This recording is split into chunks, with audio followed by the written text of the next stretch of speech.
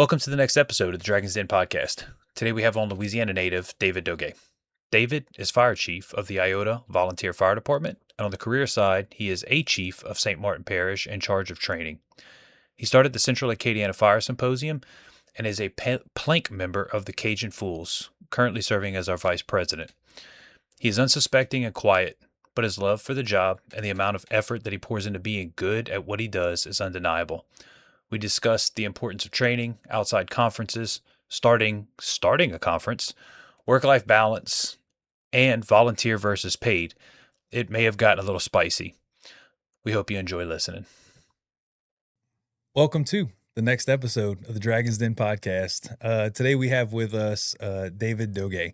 And I know that once again, I've said this pretty much every time we have somebody from Louisiana on, that one of my missions of this podcast is to spotlight people that are doing things that are, I want to say mover and shaker, but mover and shakers of the Louisiana Fire Service that are passionate, dedicated, and mission driven towards making our area better. And you are one of those individuals. So, David, thank you for joining us. Mm-hmm. Well, thanks for having me.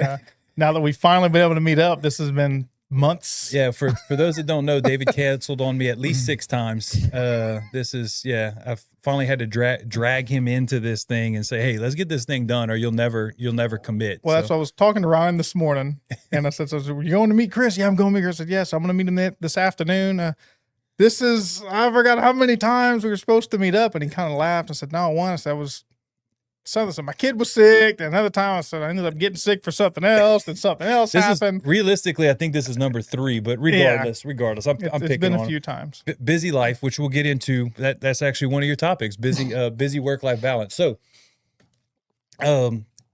David, the way that we always start, the way that we know each other is generally through the way I first came into contact with you was when I was a training coordinator for Broussard. Mm-hmm. I relied on you quite a bit. I leaned on you for training officer ISO/PIL related things on things like points, which we're going to get into a little bit later. And that's how we first came into contact. And then we started up, we are a couple of the founding members of our local FOOLS chapter, which we're also going to get into. So that's kind of how we know each other. And you have been, I'm letting the audience know, and I know that you know this already, you have been requested by several people like, hey, you should have David on. So it's not just me bringing you in. Other people have recommended you to say, hey, I want to hear what he has to say about the fire service. So that's kind of the backstory of what's going on. And also we'll also get into this. CAFS is actively going on right now. So yeah. I stole him away. Hopefully our president's going to kind of hold down the fort for us for a little bit so that we can manage this. So the way that we always want to start it, David, is for the people that don't know you, they don't know your backstory, how you got in the fire service, what are you doing now? I want you to go through that process. What got you into it? Where are you from? What are you about? So I'm from Crowley, Louisiana, small town, not a big city or anything. Went to high school in Iota, much more smaller town. I think population now of the city limit is like 1900 for the town. Metropolis, huh? Oh, massive. There's not even a stoplight. No stoplights in Iota at all. We always use it as a joke. We don't have one stoplight. It's true. There's no stoplights, but it's a massive school district. So about a quarter of the parish funnels in to that school, and it's still only a decent sized 3A school. But when I was there, it was 2A. Mm-hmm. So it's still small area, small school mentality. Got out of high school, few years of that, 2 years when I was 20. My stepbrother, who was employed by Crowley, was like, man, you should join the fire department. That was not on my realm of possibilities. Anything else, I had looked into getting on with the sheriff's office, police departments, which nothing against those guys, but I'm really glad I didn't go that route the way society has everything nowadays. Sure. Chose a much better option. But this was nowhere on my radar. Mm-hmm. And at the time, it had benefits. There was a retirement. That was what I signed up for. It was a better job than the one I had that had a future in it. There was a future behind it. Sure. So I signed up, went and interviewed with the fire chief, did not think it was going to go anywhere. And he calls me and says, hey, can you start next week? Sure. At the time, Crowley Fire dispatched itself. So when you started, you were a dispatcher. Okay. Firefighters dispatched. Which may be taboo to put that on record. That's how things actually worked. But that's what it was. You dispatched. the youngest firefighter, whoever had the lowest rank, worked the desk. And then as a new firefighter came in, you got moved to a truck and you started riding the truck. So I worked dispatch for about 6 months, maybe. Mm-hmm. And then I went to the academy. So I went to LSU for 10, 12 weeks, whatever it was at the time, graduated with the fall class. And then when I graduated, they had shifted to the 911 center. So dispatching for us was gone. Okay. So I graduated the academy and I went straight on the truck. So that was fun for me. And that was in 2007. So I'm 19 years in now. Okay. Which I think I made 19 years in May. Okay. May, I have a date written down somewhere. I can't remember. I've slept since then. You said, but yeah, I'm a little just crossed 19 years Okay. in the fire service. So that was it. Right after I graduated the academy, Iota put me on. So I got on late December of 2007. Mm-hmm. And then a few transitions of that in 2008. I took over as the fire chief in Iota in 2016. Okay. So I've done 10 years as the fire chief for Iota, volunteer position.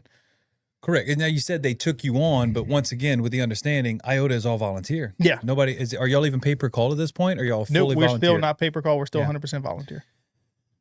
So your professional career, that's your Iota fire chief in Iota, but your position for St. Martin Parish is as like what you're currently doing. So I moved from firefighter to firefighter first class for Crowley up to driver operator. I was a driver when I quit Mm-hmm. and came to St. Martin for a full-time position. I worked in St. Martin part-time Mhm. as a side gig since 2011. In 2019, they had an opening for the training officer position, and I took it. I quit Crowley and I moved as just a training officer. Last year, I think it was, with civil service changes, because we're now under civil service, my position title has transitioned to a deputy chief position, but I still oversee training. Okay. So just a name change, but responsibilities Yeah. are essentially the same. Mm-hmm. Okay. So that's where you're at now. Yeah. 10 years as a fire chief in Iota, born and raised in Crawley, and then commuting all the way out to, I say all the way out. I mean, it's a reasonable drive to St. Martin to do that job. Yeah, I'm about 56 minutes one way, assuming I-10 cooperates. 56 minutes. That's very exact, and that's going to lead into a topic that we're going to talk about. I'm It glad you is to the said. minute. It depends what happens between 97 and 100 on the morning. If there's a wreck or not, then it's about 56 minutes. 56 Yeah. minutes. Yeah. That's gonna play. That's gonna play into our topics here coming up. It's my last one, and we're gonna get into it. So you gave me your list, and it's gonna rabbit hole a little bit, and that's no big deal. But like the very first thing, let's hop into it. Is why a competent training division is so important. So you have time on. It's not like you only ever did training. You have time on the line. You got a lot of time fighting fire with Iota because we talked about short staffing this morning with Ryan. Mm-hmm. It's not like Iota's throwing 100 bodies at anything. They barely got 100 people in the town. Much, you know what I'm saying? So I'm assuming that you were an active firefighting chief, but you're coming back to competent training. So why are you passionate about that? Tell us. I was very leery about taking the St. Martin position. I was not a heavy pro training firefighter. Nothing against the guys I worked with or the other shifts, the department or anything. It wasn't a very training forward department. It just wasn't when I was there. Yeah, it's a common. This is not like you're not calling out a department. This is a common No, problem, it not only in was. Louisiana but across the nation. And if there was training events, I would go to it. I feel like they weren't a very pro certification department. When I started, there was a lot of flack I was getting because I hit a moment when I got promoted to driver. That all I had was firefighter 2. That was it. Mm-hmm. And I made driver by the skin of my teeth on the civil service test. Well, I got promoted, and I was like, I don't know really anything about hydraulics or pump theory or memorize some formula somebody gave me on a piece of paper. I don't know much about this at all. So I self-studied, went and took a certification test, and was like, well, hell, if I can pass this, let's try for aerial. Let's try for this one. Let's try. And I started going down the rabbit hole of certifications. And I caught a lot of flack from guys about testing out. Like, well, I don't know why you're getting all these testing and certifications and whatever.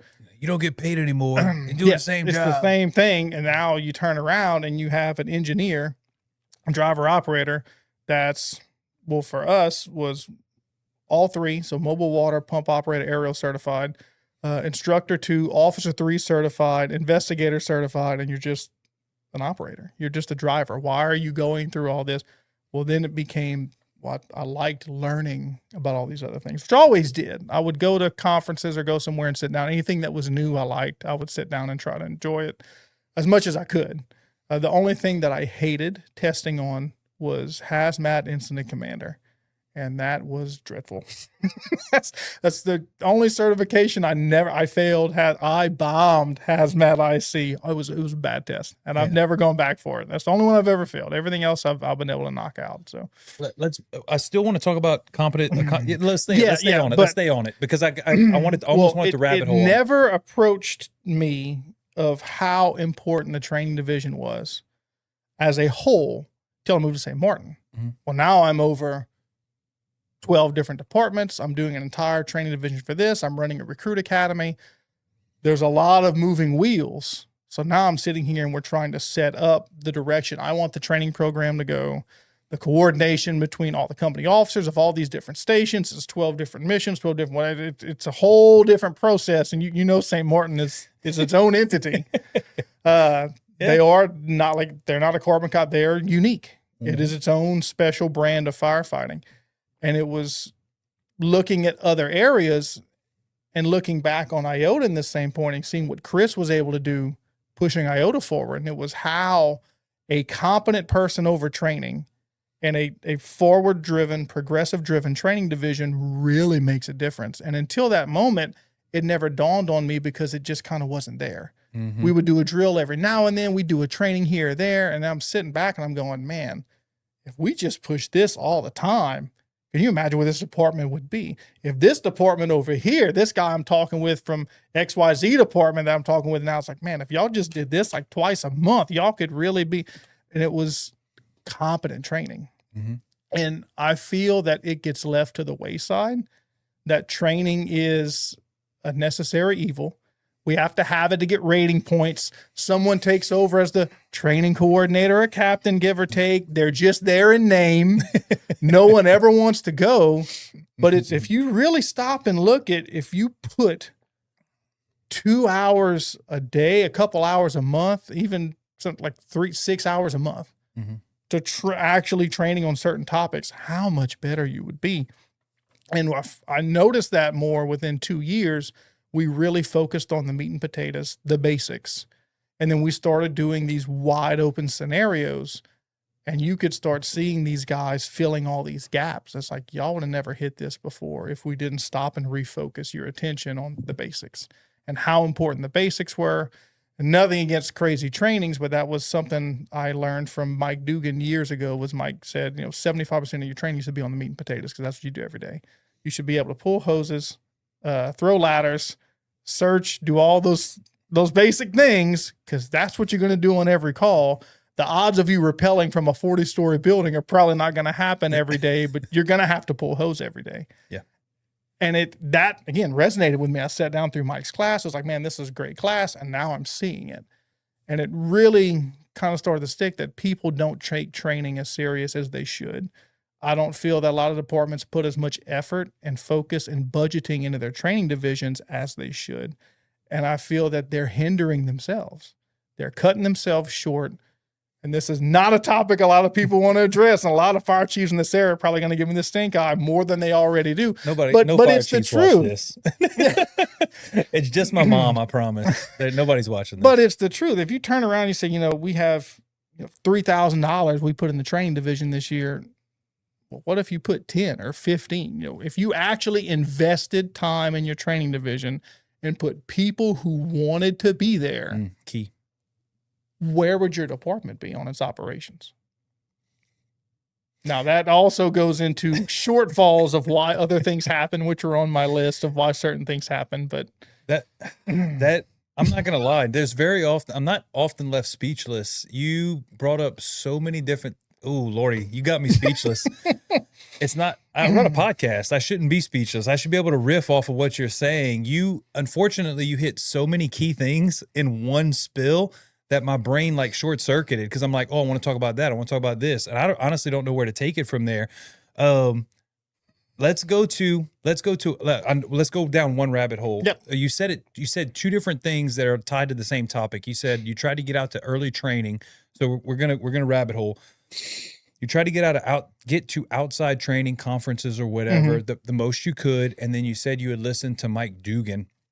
And I want to know, let's go down the conference route. Well, we can come back to some of this other stuff, but let's go down the conference route. How early were you exposed to outside training? Like, when did that start for you? Like, when did you land in the Mike Dugan world? Like, what I don't want to say I followed Mike, so don't put me that I listened to Mike on anything he's on. I called him at a conference years ago. That's what I meant. Like, when I say not like you're stalking, and then the I man, called him again, I think when he was at Lyft. So I called him. I've seen Mike twice.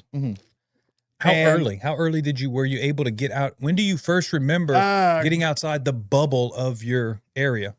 Going to a conference was a while, but Iota sent me. My volunteer department sent me to, it was the LSFA conference, which is what they were very hardcore on LSFA. I used to send 8-10 people every year to go to training. The first one I went to was in New Iberia. But you started 07, 08 in Iota. So how the only, I guess, outside training I really got was when FETA came in. So for our area, it was Ken Fontenot, which everybody knows Ken. Everybody knows Ken. Which I was fortunate that I got Ken's last class before he retired, scheduled in St. Martin. So, but Ken and I go way back. It was to sit down and then Ken bring up things that I caught in the academy or some class he made. And it was just that different perspective. Or Ken's perspective that either followed what I thought I knew, and it was like, oh, well, Ken's saying the same thing. Here's an extra nugget. One thing I picked up early from Ken was topics we're going to cover chapter 12, ground ladders, which is fine. It's chapter 12. There's 162 slides in chapter 12. We're going to go through them. But he would reiterate something I had forgotten. Or something that I just didn't remember as well. And that's when it occurred to me, just go sit through the class again, because you're going to refresh on something you don't remember. Right. And yeah, it's ground ladders. It's nothing crazy, but it was, well, you can use the tactic for this. Oh, we could have used that on this call the other day. I didn't even think about using a ground ladder, because you don't talk about that enough. Right. So it was going through all, and it was that for a while. Basically just whatever training would come into the parish is kind of where I was stuck. Right. So when did you, so you said you went to New Iberia. At what, I keep asking you how early on was that? Was that 2010? I'd have to look it up and know. Is this even pre-COVID? So Dwayne would be mad that I don't remember his conference, but it was Dwayne's conference in New Iberia, and I got to go. And then after that, it was, hey, if there's a conference somewhere, I want to go. I want to go. So it was to go sit through it, sit through this, sit through that, sit through anything I could. You will not be pinned down to a date. Was this pre-COVID? Seriously? Oh, yeah. Okay, so we're talking about in the teens somewhere. Maybe it's 2015. I would say 2013. If I had to give a year, maybe Dwayne 20. I don't remember. Nobody's going to arrest you for not having the exact date, David. One of your bullet points is having the right, and I can't remember the right information. 56 minutes. If I can't give you the date and the time, then I'm not going to say it. So around 20. I'm going to keep this whole thing to 56 minutes, because that's no, I'm kidding. No, zero chance it stays to 56 minutes. Okay, so you're first exposed to outside training. I want to talk about your experience. Did you fall in love with it? Were you like kind of, whoa, that was cool to listen to? Like, who'd you see? Did it kind of, I don't want to say it infected you. Did you have an eye-opening moment of, wow, that I want more of that? Yeah, I don't have too much memory of who I saw first. And I sat through this person's class, and I sat through this. I remember a few people that I've seen. As far as dates and how long ago and where it fought, I don't remember. I'm just saying that stuff, just the experience. I'm not asking for the dates at this point, but like was it a, hey, I need to get more of that? I feel like one, I guess, big key for me, and I'll name drop on this one, was the first time I saw Rick Lasky. Okay. So, Point Coupee Parish had him come through, and a few guys, we drove all the way out there, and we sat through Rick's full day presentation, and I walked away just like, wow, he said a lot of things that I agree with. This is crazy. You know, and it was like it was a big name. He had a book and everything. This Pride is- and ownership, baby. Oh yeah, this is great. I saw a guy on his own book, and this is a whole like life-changing experience. I sat through this. But after that, it was, let me start looking. I'm not just going to go to a conference. I want to start kind of picking and choosing who speaks where. And it's still limited to budgets. Always. Who's going to send, who's going to go where, which when Reagan and them started with Lyft, I think that really opened a huge door for Louisiana. Giant. Not that we were instructor deprived, but you were very limited to who could come in based on LSFA's budget. If you were a chief officer, who the fire chiefs could get in and what angle they were going through.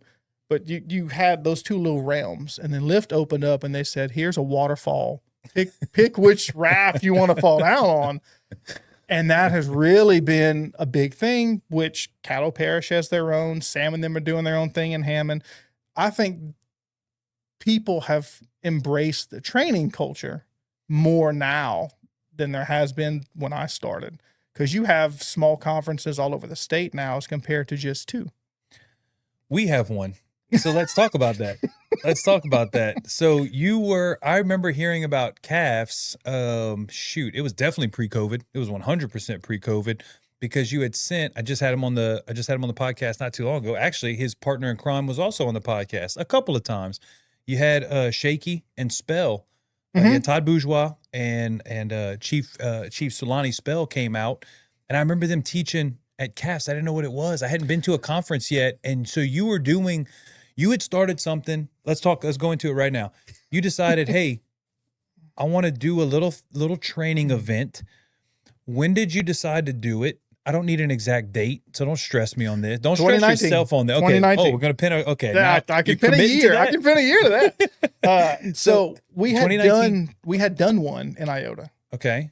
Chris had set one up. I had helped him, and we had done a company training little weekend mini school in Iota a few years before. Well, then I get the St. Martin position. And I was like, hey, we can do the same thing here. They did not come in.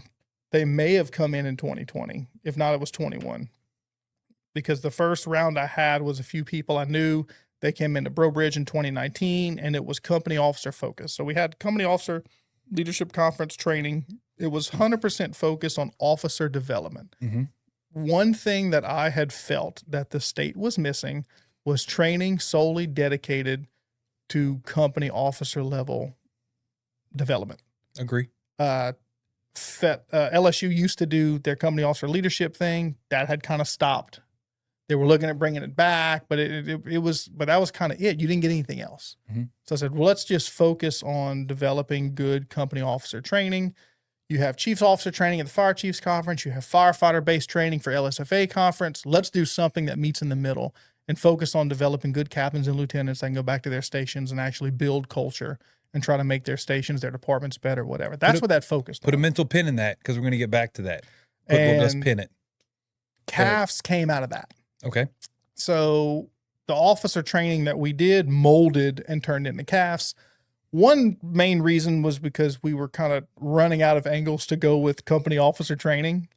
So it was, we can bring people in, but this isn't officer training. Mm-hmm. Well, let's make it good for everybody and not focus. So let's just break the focus and just go 100% in any direction we can get training on. Mm-hmm. And CAFs was born out of that. Partly we were running out of material strictly for officers. The second was we needed a good acronym that would be able to stick, and CAFs was what we came up with. So if you don't have if it doesn't stay in the back of your head, so Lyft for me is Lyft is easy. Yeah. Hey, you go into Lyft, you go into this, there's not a lot of syllables. It's quick, it's easy. CAFs fit the same bill. We were trying to make sure it was easy to say. That's you got to earworm it. So, that's what it's all about. Earworming. Let me ask you.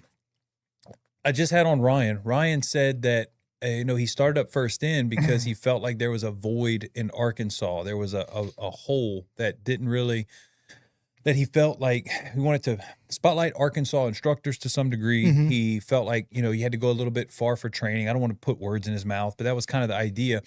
Did your desire to start that, did it come from like, I just want to do this thing, I think it's important? Or did you feel that there was a hole that a void that needed to be filled? Was your inspiration coming from a different conference or a different place? No, I felt there was a void on company officer level training. It was an easy way for us to give 16 hours of officer training. Any officer in the state could come. That was part of it. The other part was to highlight Louisiana instructors. A lot of the conferences bring in people from outside, which we've got people right now from outside Louisiana, which I'm not knocking that at all. But this started as let's find local guys who have a voice, who have a desire of whatever their desire is, and say, come teach the rest of the state. And most of what we started with, we may have one instructor from outside the state. Most of it was Louisiana guys when we started. Right. It was a lot of Louisiana people. I feel that some of them aren't confident enough to come step in front of a crowd and say, here's my message. But I feel that there are a lot of good Louisiana instructors that this should have an opportunity open to them. And I think they would be good at it. I can say that CAFs will give anybody a platform if they've got if they got something they want to speak on. Well, and there's a message behind it. You got to kind of, what is this about? Sure, we'll let you come and push it. I'm not going to turn anybody away because you may learn something you never thought about by listening to some guy from a backwater town in Louisiana that took a fan boat to get here. And, swam through the alligators, as they like to say, but you don't know what message they can bring. It's like, wow, that's a really good message. Ryan, of all people, I read a Facebook post. I did not know anything about Ryan at all. Somebody shared a Facebook post on a group I was on, and I read his post, which it was about different hats, the colors of the helmet, your different helmet colors. And I sent him a private message and said, I just read this post that you made like a few months ago on this page, and this is really great. And really, I can pull it up and read to you the first thing I ever sent him. And he said, man, thanks, really great. He said, would you be interested in spreading that message to Louisiana? He said, yeah, man, I'd love to come. Look, I put on this conference. It's nothing big, but we'd love to have you. And that he was supposed to come last year, and we had to cancel CAFs for last year for a few different issues. But I've been trying to get him down here for a couple of years. So I'm really happy that he's down here spreading the message. But that came through just his Facebook post of a rant he went on. I said, hey, come spread that. Let's see what you got. So, if you are a Louisiana instructor, if you want to potentially have a platform for next year, we plan on holding it next year. We don't have any reasons to cancel it at this point. So, reach out to either David, reach out to myself, reach out to the Cajun FOOLS Facebook page. That was also that wasn't really the reason that we started the Cajun FOOLS, but it helped shift the hosting sponsor. Instead of it being St. Martin Parish, it allowed us to shift it over into the FOOLS and make it feels more inclusive, if you want to call it that, instead of like a St. Martin Parish thing that was open to everybody. Because it was tied to St. Martin Parish, it felt kind of walled off, and that's not the case. Now it's like, hey, it's this whole, obviously anybody can show up to this thing. We want you to, it's free. We didn't even charge anything. We've had, in the past, we've had a few guys from out of state come to this. We've had people from all across the state, not just Acadiana. Right. I think last year we had a guy from Tennessee that drove all the way down.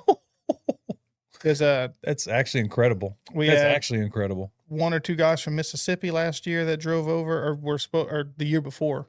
They were supposed to. So we've had some far drivers. Those Coastal Magnolia guys, I know a few of them, and man, they're willing to travel. The amount that they're willing to travel is kind of crazy.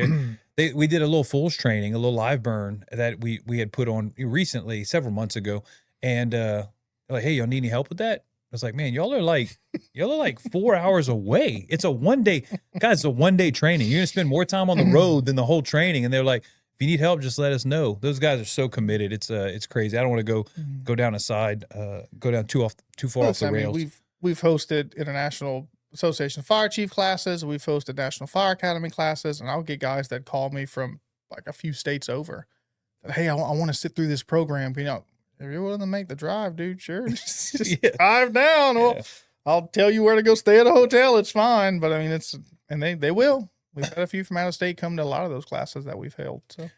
So starting up CAFs, felt the need for it. Felt like there was maybe potential hole to fill, spotlight some Louisiana instructors. Let's pull the pin out And the thing that you talked about that we pinned was the importance of officers creating good. If your recruit or your fireman isn't very good, that there's a good chance that either the recruit, the officers are, you're probably the reason. I'm trying to think how you said it when we were walking in here. If your firefighter sucks, it's your fault. Yeah, well, you said that. I didn't. Yeah, I'm trying to. But I paraphrased it. Yeah, but yeah, I've almost probably said that verbatim to somebody else. If your firefighter sucks and you're the captain, it's your fault. It's your fault. It's your fault. The firefighter sucks. I have witnessed plenty of eager young green firefighters starting out who just wanted to know. I want to understand. I don't need to be a whiz. I don't need to be an expert in this field or this certain topic. I want to know. Mm-hmm. And they'd ask, why is this truck's hose laid this way, but this truck's hose laid that way? There is a reason it's different. And they would get brushed off. Yeah. I don't have time to answer that.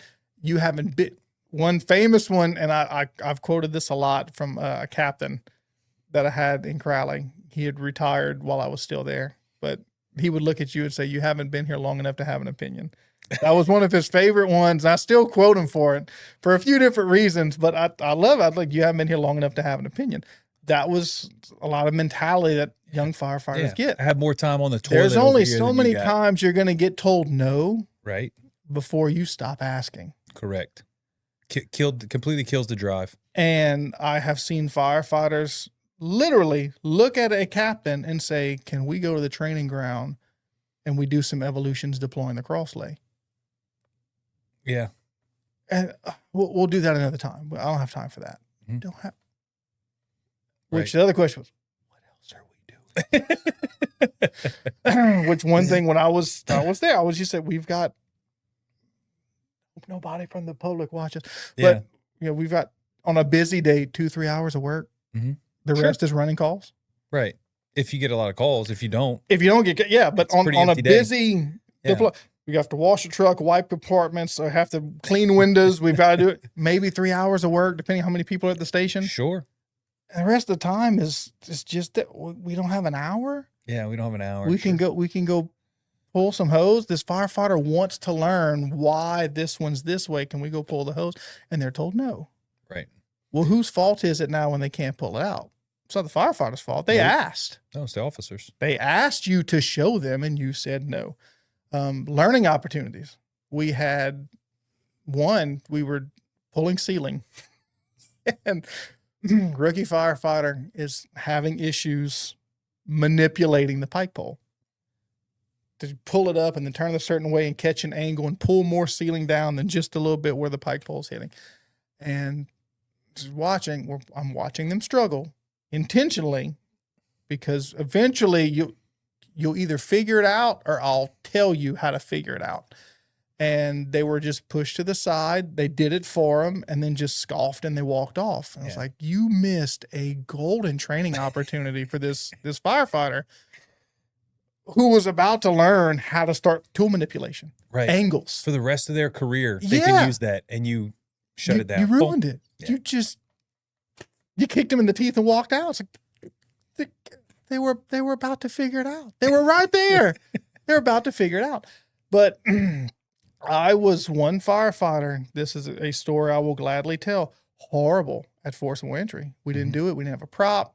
There was no mobile prop that floated around the state. You just had to have probably back then $40,000 door that nobody could afford, right? Except for a few wealthy departments. So you didn't force entry. Right. There was no way to do it. Or you had to do it OJT, on job training. You had to force a lot of doors. We did not.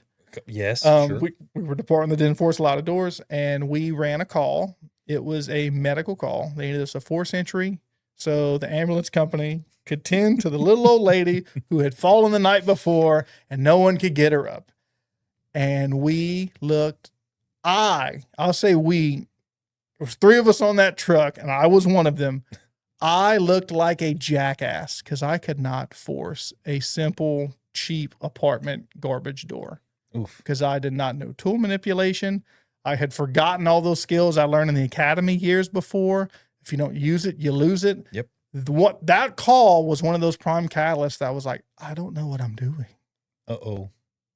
I know way less than I think I do. Mm. Oh, I know how this works. I can't apply it. I can't do it because I haven't done it in years. Sure. And that was one thing that was like, I need to start working on the basics. Were you were you officer at the time? No. Oh, okay. Yeah. But it was a realization moment.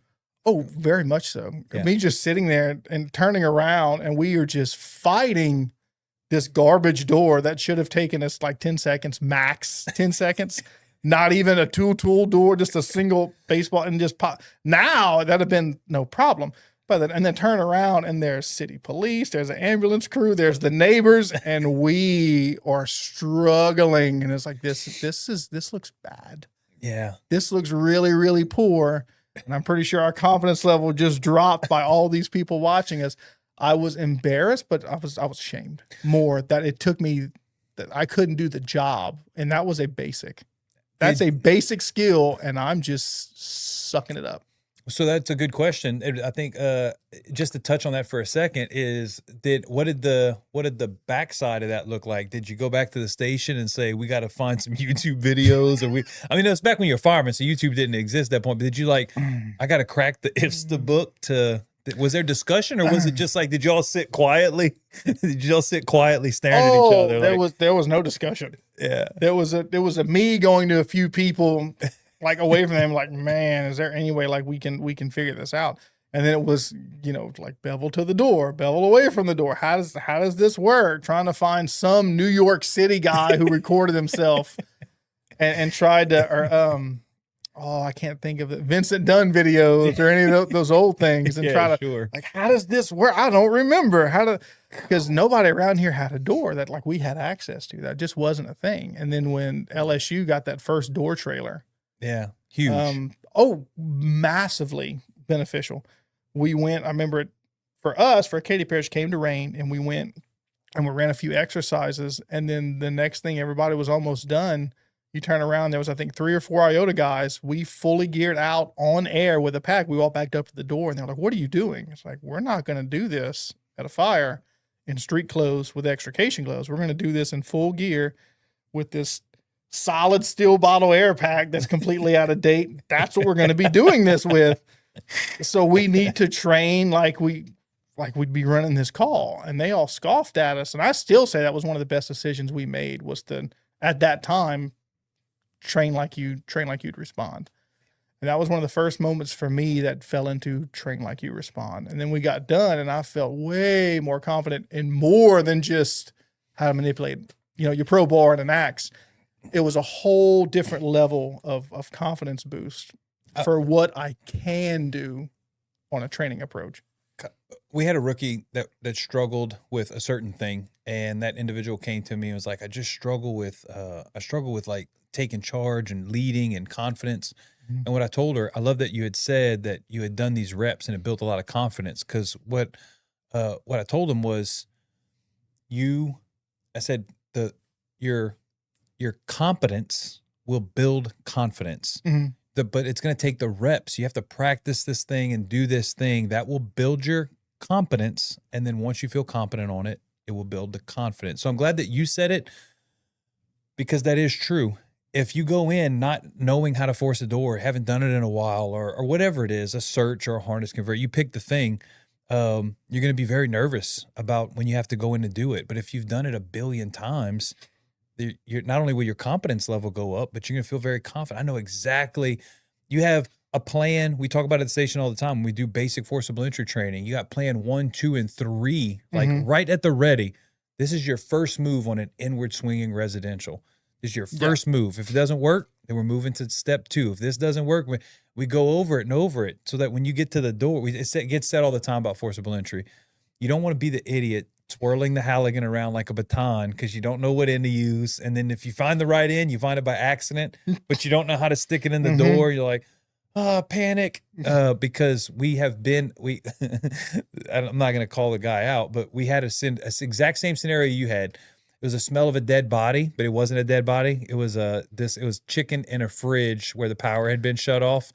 That's a smell I'm familiar with. So we had to force it. Same thing. Acadian is there, the police are there, and it was exactly what you described. It was like, what are you do? It was difficult, but we should have had that together. And I fussed, and I was like, we know better. You know better than that. What are you doing? And he's of course kicking himself, but anyway, the point is the reps will get you to that confident level. Well, that's one. We're going to hit on forcible entry for a little bit. There's ways we train with our recruits that come through, which is we're going to train you by the book. Then we'll also train you some real world application, because by the book's not always going to fall, which we train all of them. Part of their skill, they have to complete their practical skills and everything else to graduate the academy, which a lot of it is single person evolutions. Mm-hmm. So we'll train you 2-person forcible entry.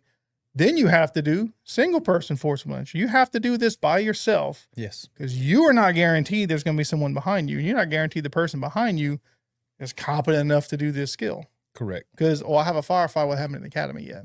We haven't ran the door yet. Or this person hadn't been to training in 5 years and they haven't ran that. Can you do it by yourself? Or is there only 2 of y'all on the truck and you are by yourself? Right.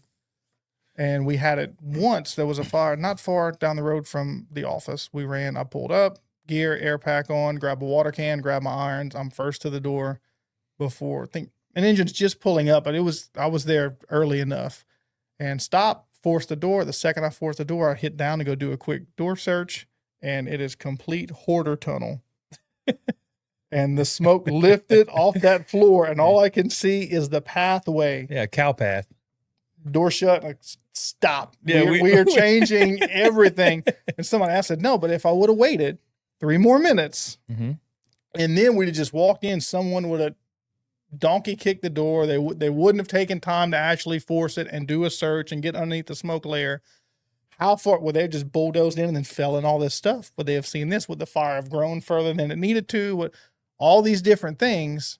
But it was one of those moments where we stepped back and it was like, I just hit all these steps. 1, 2, 3. I did everything exactly by the book, and look how well this call went. Felt good. Yeah, and I was like, hey, look what we just did. Look how well this worked. So, I want to talk to you about one of the other, when you talk about developing things, you developed calves. That was your brainchild and your baby.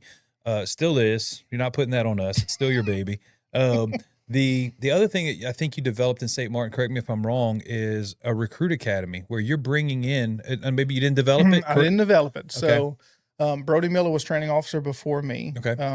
Shout out to Brody. Brody took it and he said, we need to start doing something with these new recruits coming in.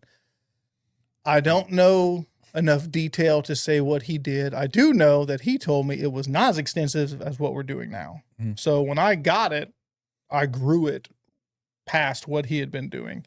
He had I think a base set of skills, a few nights of classroom, and that was it. I don't know how intensive it was, but it wasn't as intensive as what we're doing now. And it was the goal was to try to get to these firefighters to standards, right? Get them to firefighter 1, firefighter 2, get them certed. What he did was basically they were knowledgeable to operate on the fire ground and not do something dangerous. Oh, they weren't. He wasn't even really stretching it out into like, let's get you fully certified. At the time, it was not an NFPA 1001 accredited program. So I took it and it was like, these people should be firefighter 1 capable. So let's run an NFPA 1001 compliant academy for volunteers. Oof. And I also want to point out, because I don't know if you'll mention it, that this is not just a St. Martin Parish thing. What you did was you opened this up to, like, and that started with you. We sent several to Broussard. That started with you. Oh, so, I didn't implement. I think it was made. I'm not taking credit for that because I didn't go, hey, can we send Broussard people to you? I was informed, hey, we're allowed to send Broussard people there. So I might have been here when the first Broussard guys went out to you, but I didn't you had reached out, I believe, to say, hey, are y'all running a recruiter? It was probably after it was done. We probably posted photos online or something. And it was like, hey, are y'all doing another one? Well, we'll do one in January because we do the first of the year. If we have some people, can we send them? Sure. And y'all sent, I don't remember if that was the large crew. We did. It was like 7 or 8, 9 Broussard people. It was a large crew that came through that year. I'll say this, that started before me, but I was here during the time when y'all were already sending them. So somebody, Okay. whether it was Brian or one of the other chiefs, I was thought it was already you that took sneaking over. Yeah, Okay. they were sneaking people over there prior to me going. But back to the point, you made it a point to not have just St. Martin Parish people. You were opening it up to a lot of people. What was that decision? Did you just need more warm bodies to build the class base? That started with the departments we ran with. So Broussard is with the part of St. Martin, but you're not St. Martin. Oh, that's a that whole weird nother- gray area, Yeah, right? it's a weird So one. as Broussard's here, hey, send them. We'll train some people. If you have some people that want to get this. The other is St. Landry District 5, which Arnoldville is part of us. They're part of them. So it was, hey, if y'all have a few people from District 5, and they did, there's like 1 or 2 from Prairie, 1 or 2 from Leonville at the time that would come through, 1 or 2 every now and then y'all. And that kind of spitballed into some more Lafayette Parish departments. So then Milton and Dussault wanted to send firefighters. Mere and Acadia Parish wanted to send a firefighter. District 11 outside of Crowley wanted to send a firefighter because there was no other program other than that went through that unless everybody you was went going through to LSU. Either a large department's Large academy. department. So you were on a Monday through Friday. Yep. At Lafayette, around here at Lafayette, Lake Charles. That's it. Yep. Or you went all the way to Baton Rouge. Yep. And you were in Baton Rouge for 16 weeks. That was it. There was nothing on a day-to-day volunteered scheduled basis. After that, it really kind of morphed into, I think this last one, I want to say we had departments, like 11 different departments from 7 parishes in the last academy we did. Goodness gracious. From 7 parishes? Yeah, so it's St. Landry, St. Martin, Acadia, Lafayette, Iberia, St. Mary. There's just 6. At least 6. At least 6. So, yeah, I'm trying to think of where everybody came from at the time. I can't think of everybody. I remember everybody, but and it's grown from its infancy of, hey, let's just train these guys up for 4 weeks or so. You've grown it to, I mean, essentially a full out, not a Monday through Friday academy because they're volunteers. They can't do that. Yeah. But like, how long does it take from start to end to get them through? If we did everything the way we used to do it before we've morphed to this new system that we're experimenting with, it was 6 months for Fire One.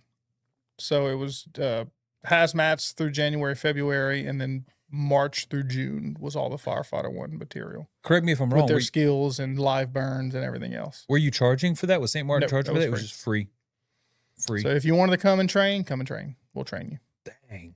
Impressive. And then we moved off of that to a Fire 2 program after. That was a month. And then we pulled a driver ops program, pump ops. That was 2 months. That was after that. It was the same thing. It was, if you want to come. Especially for them. If y'all are going to make the drive every week, y'all can make the drive every week and train. Yeah, we're not going to stop you. Yeah. And that's what somebody said. Well, y'all should train. We were doing it anyway. Right. We're already training. So I can train 3 or 4 people, or I can train 8 or 9. Why not train 9? Correct. But it's not going to hurt anything if these 5 people want to come over here and get training. The only downside would be like for the physical drills, right? Where you got 30 is difficult to juggle versus 6. So the last few we have started, I think the last academy we did, because we canceled this year's, but 2025's academy, we started with 46. Want to say we graduated mid-20s. People, they just start falling out. Like, Oh, man, this I will don't be want fun. to. And then every week, I don't want to do this. Yeah. And then nobody's ever flunked out just deliberately. Mm-hmm. Like, I'm not maintaining my GPA. I'm not whatever. I'm just not going to come. They just quit. They realize it's not for them, or they don't want to continue to make the effort, and they just quit. Yeah, all due. I mean, I respect that. If you don't want to be here, like we don't want you here, like it makes a lot of sense. And we've had a high majority, probably at least 30 to 40% of them have gone career. Yeah. After they've graduated, they enjoyed it enough that they got on with a career department. So I want to jump into something else right here. Yeah. I want to jump into. This might be a shorter conversation, but you're juggling this academy, trying to hit the standards, but you've been to enough conferences, you've seen enough outside instructors where you know that there's some things in the book that aren't how you want to operate. How do you juggle? Because I've asked Sam Sparacello the exact same question when he was on, these standards versus I know this is probably not right. In a real life basis, there's going to be ebb and flow. The example that always gets used, and I'll use it again, is stuff like search, where you're hanging onto the wall and you're grabbing the boot that's behind you. And we know that that is not, but you're trying to teach to a standard. So are you playing a balancing game when you set up your academies? So I will teach the standard. Now, some of that to me goes into I won't say the interpretation of the standard because that can go way off topic, but you have to be in contact with your partner. Yeah. So so what's contact with your partner? Do I have to hold you? Right. Or can, I touch your boot every now and then, as long as we're in verbal communication type of situation. Right. I have been in the call where someone has ripped my boot clean off my foot and now I'm having to struggle. Yeah. It's like that's call. not on a call. Because I need to go search this backside. Okay, so we're crawling through the smoke, and next thing you know, boot's off because rubber boot that didn't mold to anything, and it just popped. That's realistic. It's like no, the amount of lights on everything now. I can look up and see your air pack blinking. I know you're right there. I don't need to grab you and hold on for dear life. If I'm that petrified of being in there, I shouldn't be in there doing that search at all. Right. Yeah. Period. And that goes through some of your practical skills. What are you going to run them through without just completely destroying their mental capacity for the job? But it's how can I put you in a training situation to where if you just completely lose it, I can pop it off and go, this is all it is. Stop. Which we stop smoking the maze. We use mask inserts. And there's good and bad. There's good and bad to it. The trailer? Talking about the trailer? Yeah. Yeah. The rat maze, as some call it. So it's a mixture of rat maze versus furniture. Everything, we've had this conversation in our instructor classes, everything has a purpose. Mm-hmm. The rat maze is not designed. The maze trailer, the maze house, whatever someone has, is not designed to be a real world application. Mm-hmm. It is based on zero visibility, SCBA confidence in stressful situations. And I won't say that's all it's there for. To me, that's the majority of what it's there for. When we want to run a real world scenario, we're going to remove some of those pallets and walls, and the furniture that's in there is now set up like a living room and bedroom and something else, which it's very easy for us to do. We throw the smoke machine in it, and then we go place a hose dummy or something in the back. If we do anything, I have some flame bulbs. I'll run to one room, and then when they get close enough to the room, I'll flip it on so it's not visible through the whole trailer. Mm-hmm. There's a lot of those things you can do to give them a real-world application. But what's the training for? The same thing with the 9-tire drill. Nowhere is the 9-tire drill ever going to be used, hey, you have to crawl in a circle and hit tires and rebuild a nozzle or whatever it is. It's there for orientation, memory, figuring out your layout of what's going on. There's a purpose to the drill. The 2-minute drill is not even applicable. Nope. If you really want to get technical. It's not. Never am I going to pull up on scene, spend 90 seconds laying my gear out, and then have to get geared up in 40 seconds. That's not an applicable drill, but there's a reason you do that drill. Right. There's a reason. It's muscle memory, gear familiarization to the point if you can put your gear on and know something, your suspender's not right because all you do is feel it. You feel it, sure. I can grab gloves without looking, know which one's left hand and right hand just by grabbing it, and I know how. But you do it so much you can feel it. How to just manipulate your SCBA without having to look at it. Correct. There's a reason you do those drills over and over. So some of it's now, how can I get these recruits competent enough in a real world scenario versus the standard? Well, what's the standard? What's the standard? Now you have to read, you have to log in because God forbid anybody still have 25 binders of NFPA codes in their training stage, but I have to log in and I have to now read all this or flip to the back of the JMB book because we're using JMB for Louisiana and try to figure out what all this stuff is. How can I apply it? How many skills am I going to run? Mm-hmm. Or am I just going to print out the certification program 65 skill checklist and just do them on that? Because that's two different drastic things. If you go through every skill in the NFPA standard versus what the certification program might pull you on, that's two different things. Correct. And then what can I actually do? Right. There's some things that your facilities and time, it's just too many limitations. You can't go through all 65. It'd be just not realistic. It's not realistic. And one that we've got grilled on before is our ladder throw. So what we teach for extension ladder versus if it's 2-person, it's by the book. If it's 1-person, we flip the ladder. Yes. Okay. And we do fly down extension. Okay. And someone said, well, that's wrong. How is it wrong? Well, the book says you can flip it once it's extended. Flip it on the side. But if you actually use through ladder manipulation, it's way easier by yourself to do it fly down because you're pulling against the building. You're actually able to do it where you want and then flip it over in the direction you need it. But if you do it the other way, you're going to fight and fight and fight. So what's better? And that is one thing I can say that we train on that. Same as single person forcible entry. Single person forcible entry is not in the book. It's not a thing. Yeah. It's a skill you have to pass to get through because it's realistic. Right. There's nothing that says that, but that's a skill you have to master. So you're just trying to balance the best you can. You find what makes sense. What do they need to know? What are they testing on? And then you just mix it in. You're just figuring it out. It's a balancing game for sure. I say develop. We implemented a whole day of RIT, which everybody hates until it's 3, 4 in the afternoon. And it was like the best day they ever had was on RIT. But we wanted to have y'all come, to have you and Josh, if you guys come and actually do a full search day. Yeah. Because now we're going to let's just throw the book at doing search. Not that any of this has anything to do with the standard, but now let's look at application and technique and bettering the firefighter on search. And not to say let's throw the standard, but we're going to throw the standard out the window for a minute and actually just look on application and firefighter betterment. And that's the direction we're going to push on. And we can come back to that standard when it's done, which is probably taboo. And a few people are going to snarl at that comment. But it's true. Some things have to be done for the betterment of the firefighter and not just checking off a box of standards. Yeah, completely agree. And there's a bunch of that. There's wheel breathing. No. Scott's never going to tell you to feather your pack. But you know what? It works when you really need it. It works. And there's a bunch of those little odds and ends of this will work, but it's not in the book, or it might be slightly. That's a whole separate conversation. But yeah, we'd be glad. You said you were going to bring us in for search, and we said, yeah, sure, we'll come down. But yeah, make it.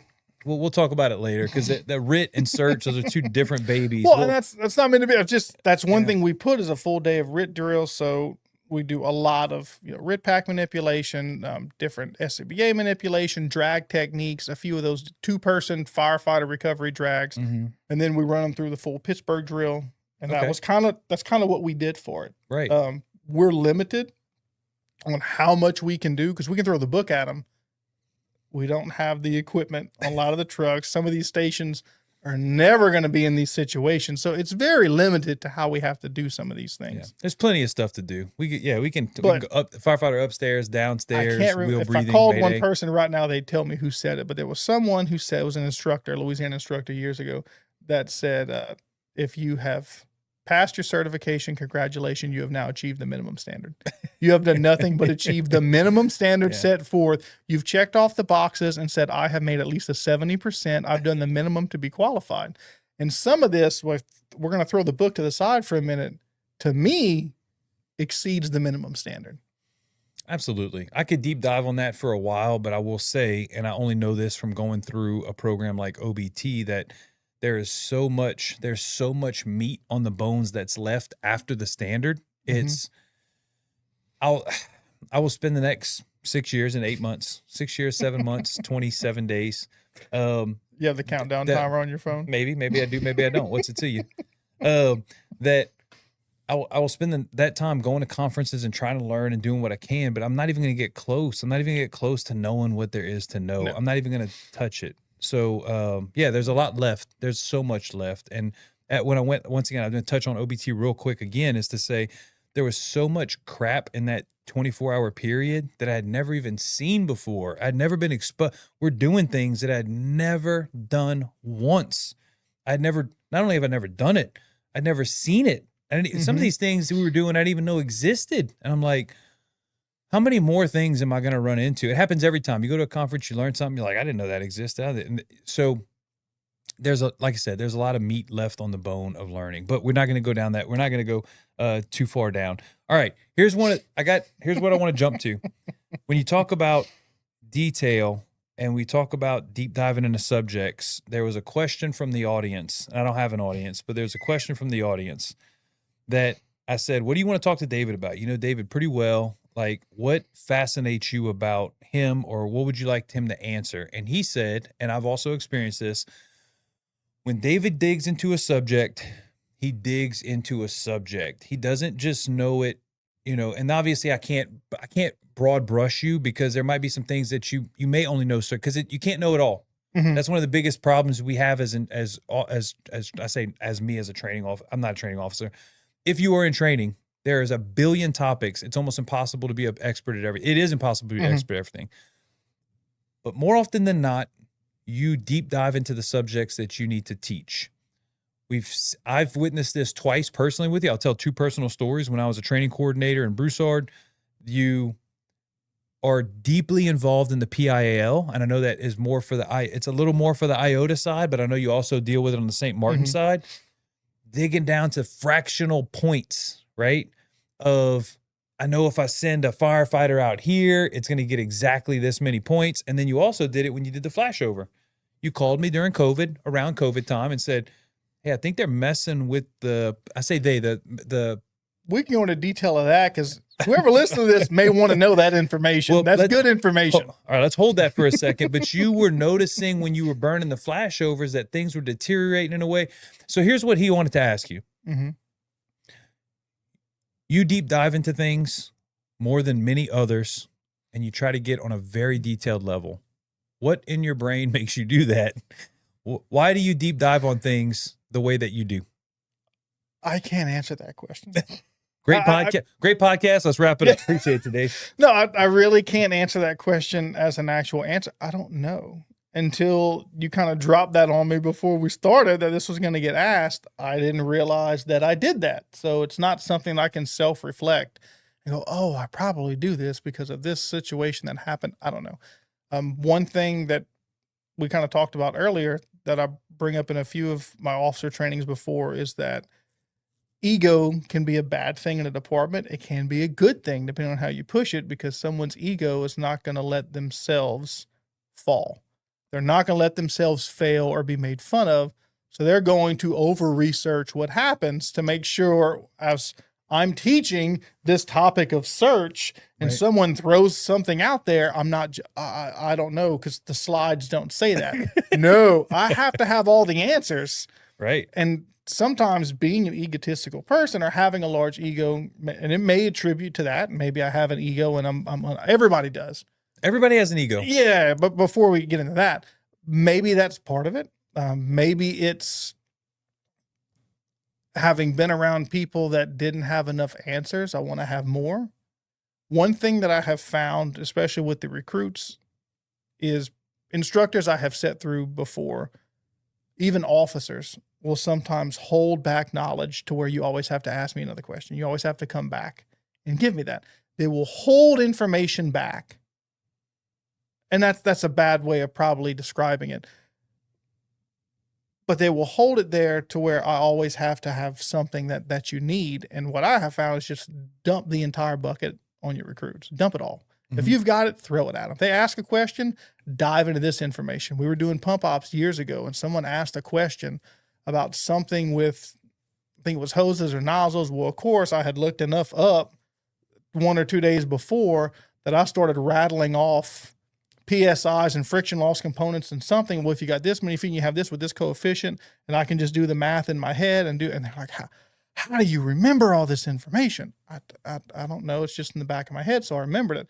I couldn't give you that information today because I haven't been using it, but I had it at the time. Well, no, you have this and this, and this calculates this. So you got to pump at this, but if you're doing this, you got to pump at this because this has this pressure and whatever. And it's just there.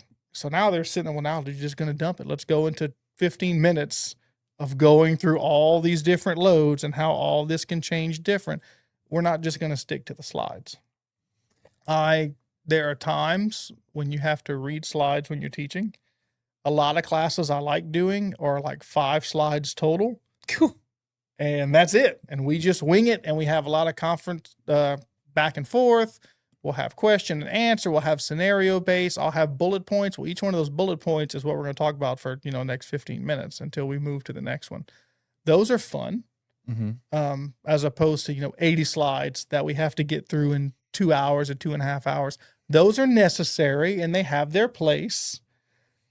But if all you're doing is giving them what's in a book or what somebody told me from 19 years ago when I first got on first put my air pack on, go into a fire, they told me this. Well, that's all I'm going to regurgitate. Well, why? Yeah. Most of you recruits, especially now, your kids coming out now, they want to know why. Yes. A lot of them, they graduate and you're telling why. It's not because they're being annoying or pestering. They want to know. Yeah. And back in the day, they only had you. Back in the day, pre-internet, pre-good internet, which is roughly when we came on, right? Like Google was at its birth. It was very difficult to maybe find the deep answers on why. Nowadays, I mean, this has been said 1,000 times. I'm not saying anything new. You have, especially with the birth of AI, you don't even have to be good at Google searching anymore. You don't have to be good at report writing anymore. I have 2 or 3 in a department that they AI their narratives. And they're great. They work. I mean, I read them. It's fine. So we put them in the report, but they AI their narratives. If you want to see more on AI, episode 40, shameless plug with Corley Moore, Stephanie White, and Nick Ledeen, Dragons Den podcast. Anyway, with AI, they don't even have to. Yes, they're going to find the answer, and it would almost be good. Hey, dear officers, pay attention. You better know your shit. You better know it. Because they're going to, instead of them saying why and looking at you as like, the fire god that they're looking at you, like he's going to know everything. He's got so many years on. If you don't know, they're going to go find it and they're going to find it quick. And then you're going to look like, well, hold on. If me as a rookie, I found the answer. Why don't they have the answer? They got the access to the same thing. So like, get on your game, because your rookies are going to not outshine you, but they're going to get better than you really, really quickly. And it's going to, how they look at you as a leader when they know more than you is going to get really tricky. You have the ability to keep up with them. You have that ability. You want them to elevate past you at some point, but they shouldn't come on the line and know some of these basic questions. You can't do that, Cap, because that's going to interfere with this. But what? Yeah. Hey, Cap, I heard something about wheel breathing on I don't know anything about wheel breathing. Well, why? Why are you not plugged in enough to know? And I'm using that as an example, but it could be on 1,000 different things. Hey, did you know that this ladder manufacturer said that when you throw it fly in, it's only 2%, it's 2% weaker. 5 pounds or something. It's 5 pounds or 15 pounds weaker tip load or something. But once again, if you have a recruit coming in and asking you about these, they're going to stop asking. You'll be like, this dude ain't reliable for, you don't know nothing. It's in my slide. I can't think. I think was it 15 pounds? 50 pounds? No, it wasn't 50 pounds. I want to say 15 pounds. I can't remember. But that's one of the details in there was in this research here, inverting it has this much of a weight limit effect to fly out, doing fly in. So it's like, but we tell them, if you're doing this, it's going to be way easier single person. Be mindful, you are restricting your weight limit by X amount of pounds. Yeah, but it's such a minuscule. It is, but we're giving it to them. Sure. We're telling you everything. Yeah. To where you're not, well, why are you flu? I don't know. But I don't also want, that's what they told us in the academy. Yeah. And then, well, what does that have to do? I don't know. That's just what they told us in the academy. No, we're going to explain. Part of me also goes to so you understand it. Yes. I think you can enjoy a lot of things more when you understand what's happening. 1,000% true. And we get through, it's what, chapter 5's fire behavior. And then I think chapter 6, building construction. So we go through all that before we stick them in the flashover trailer. So we've talked about it. And they said, oh, okay, we've talked about stuff through hazmat. Now we're going to talk about fire behavior. And now we're going to talk about all these different components of fire behavior. Then we're going to stick you in this sweat box for 30 minutes, and you're going to get to watch all these things and see how this runs and how we're going to apply this to building construction. Then we come sit down, we start talking about whatever chapter it is, we start moving into fire suppression and all these other different things. And it's clicking. All the wheels are turning, and you can see they're not just lost. When you hit that whole fire behavior chapter, they are lost. Yeah. Every recruit in your class is just. Yeah. NFPA code. What we yeah, have? What's the temperature ranges? And they're just writing and highlighting and highlighting. Then you sit down and show them, and he goes, "Okay, well, we just gave you so much information." Which is another thing with these accounts. You're dumping so much information in these people in a short amount of time. Especially with us doing it on the volunteer side. They meet one night a week, and they have Saturdays for skills, and that's it. We're not Monday through Friday. We could take our time and back. This is it. You have a limited time to figure out to make an impact on these kids, and that's the only time you got. Yeah. And here's what it is. Here's the information. Stop, regurgitate it, which is another thing we've done. I put on, which it's like etched into the chalkboard, but it's a 2-question rule. So the students have to ask 2 questions on what we covered before they can leave for that night. And we have sat there for 30 minutes. Oh no. Before they ask 2 questions. Like, y'all better ask 2 questions. But there has been research done and evidence shown that whenever you don't understand something, 2 or 3 other people in the room don't understand it either. But then nobody wants to say we don't nobody understand. wants to ask. Yeah. And we have had very good, detailed conversations about things we weren't even going to talk about because somebody asked a question. Because they had to ask a question. You They forced had them to ask a Well, question. finally, I don't understand what the difference between this temperature range and that temperature range is. Okay, well, here's how this is going to behave different. Well, how are you going to notice the behavior? Well, how are you going to notice this? Well, okay, well, now we're rolling. diving. Well, hold on. Let me pull up this video because I know this, and I can pull up this, and you can pull things. Well, now we're sitting there 20-something minutes after class is over, and they're still asking questions. Yeah. But you've got to give them the extra info. Yeah. But you also have to get them comfortable To be able to ask being the uncomfortable. questions. And that doesn't mean sweating in turnout gear. That also means saying, I don't understand it. Yeah. That's very which difficult. is a big one. It goes back to ego. Of like being able to admit, hey, I don't know this thing, which is huge. If we can get, that's a whole other, I'm going to hold that off. That's a whole nother conversation. One thing I wanted to support you on, and then we're going to move to the next topic, is talking about knowing past the surface level. I had a college professor, microbiology, Dr. Alciator, back in 2001. I'm not even sure she's still with us at this point. She was so good. She would draw her stuff up on the chalkboard, and I knew that she was legit whenever she'd been teaching this course for years. Human anatomy and physiology, and advanced anatomy and physiology. That's what the two course titles were. I knew she was legit because even though she had been teaching it for years, she had her pattern of saying the same things over and over. You're like, not to say like I'll question whether she knew it, but it was like, okay, she's got this thing on repeat. She's just reciting off of a script. And then somebody asked her, well, my mom is on this medication for this particular thing. Why is it that, the thing you're saying, why would they be on this medication? And she goes, well, because that medication is this disease process. And with this disease process, it links back to this medication. She had it all mapped out. Like, she didn't know it surface level. She knew it at a deep, deep understanding. And I remember after that class, I went and I stopped her and I was like, and she's she has it wasn't an MD, it was a PhD. And I said, why didn't you become a medical doctor? Like this lady is brilliant.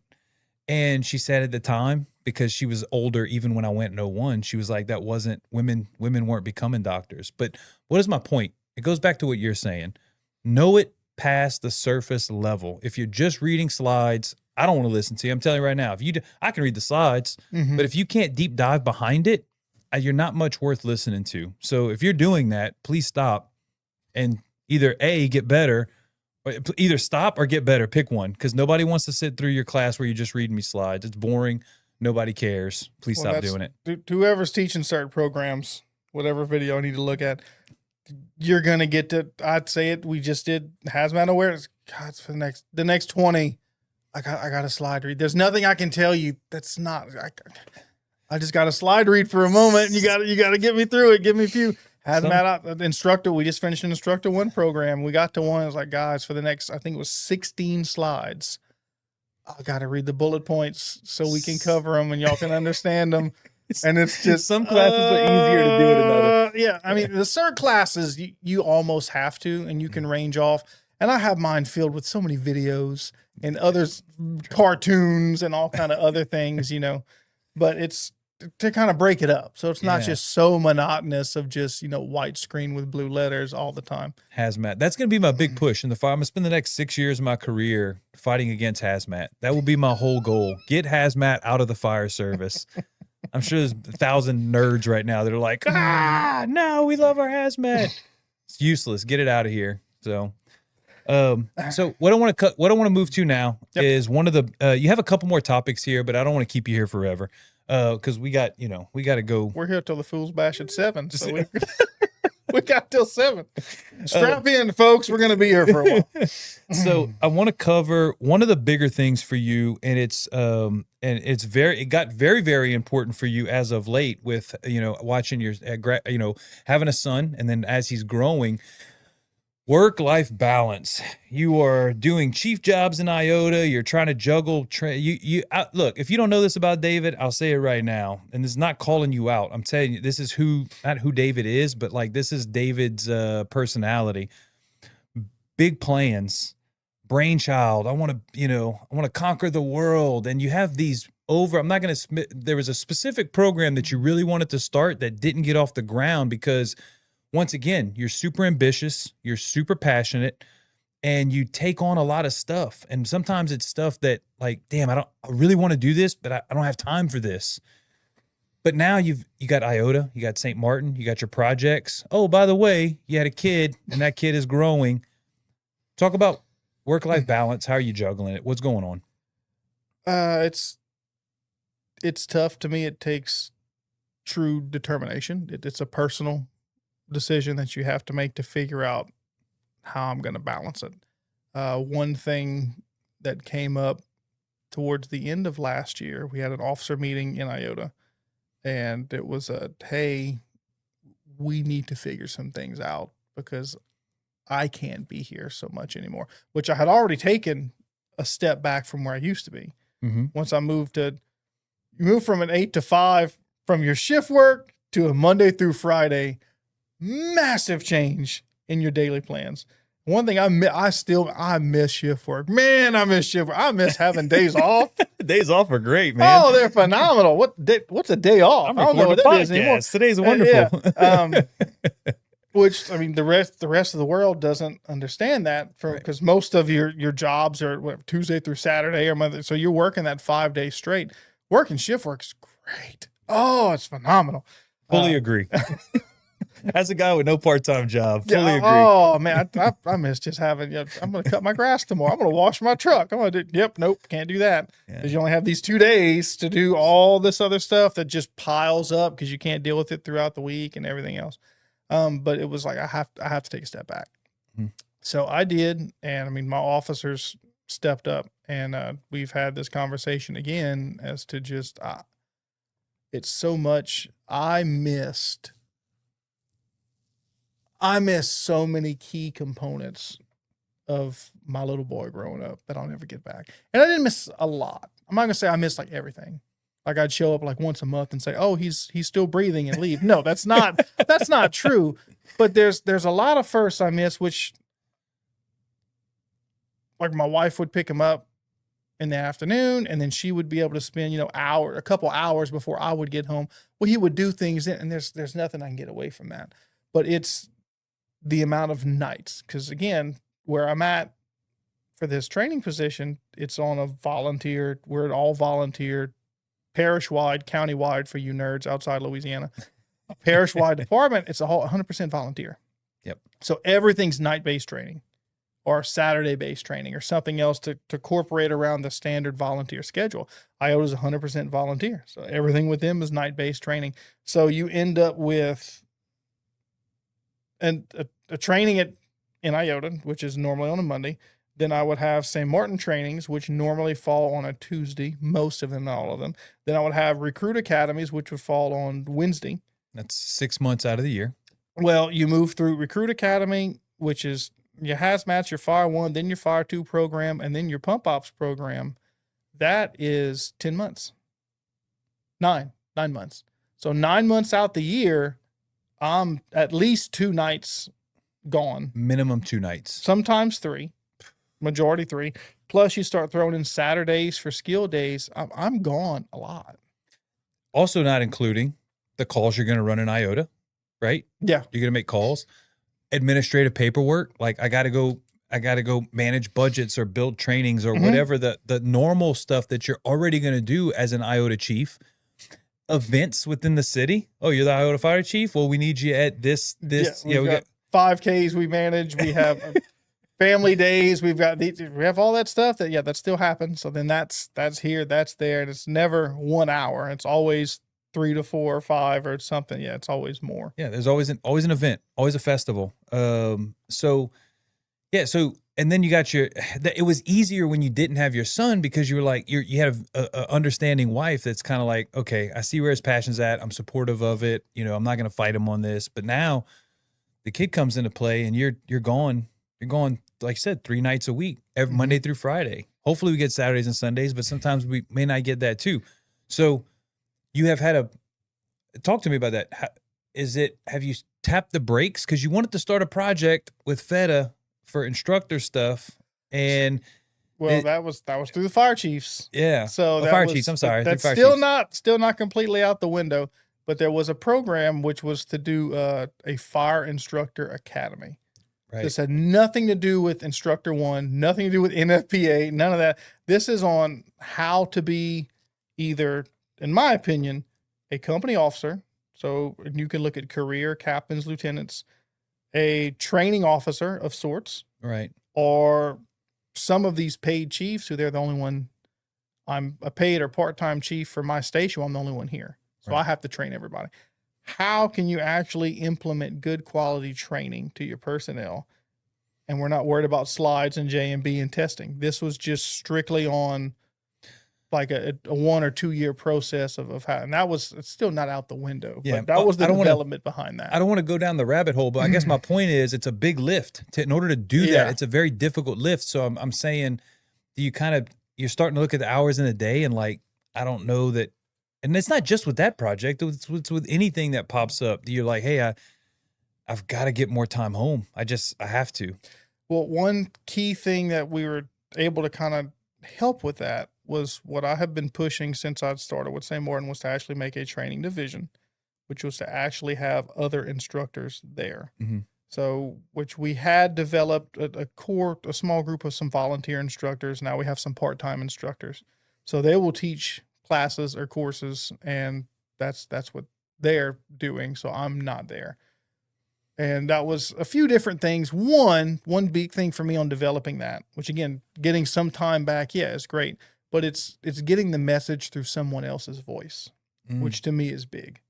Okay. So if I'm walking in and saying, you don't search by holding a boot and you make sure it's always visible, and you have one person has a radio, but you search with pike pole searching and large room sweeping and four people daisy chaining together, all those old things. Sure. Oh, that's great.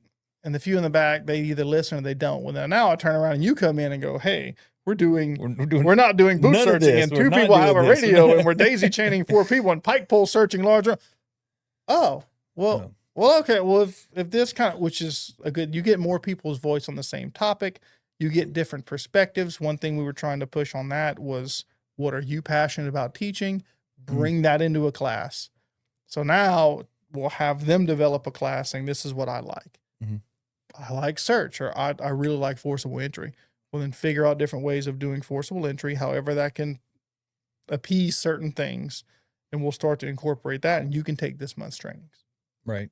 And you'll teach your own people about how to do this topic. I like how I asked you how you were taking more stuff off your plate, and you're like, you weren't really worried about it. You were like, it's not really about getting back any time. I just want to have other people teach. So it seems like you are perpetually going to be locked into being overworked I'm going to be. There's some things in Iota that I've pushed off my plate, and the other officers have taken on. The conversation we're having soon will be on how to delegate a lot more duties and try to even them out and split everything between the officer corps and the cadre and stuff that we have there. That's in the next meeting, I think in the next week or two, that's on the agenda.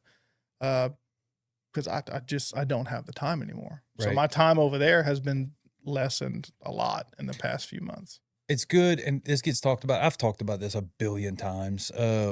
It's been talked about on this program a billion times about work-life balance. It's good that you recognize it. I think that's by far the most important thing, that you are feeling. I'm not telling you you're burned out. I'm saying you feel the pressure, you feel the time away, and then you're starting to actively put into place like mechanisms or plans for the future to eventually, pull back. So we want to move into, you have a couple other topics. We're not going to be able to get into them because we're going to run over on time, but you want to talk about volunteerism and the career firefighter.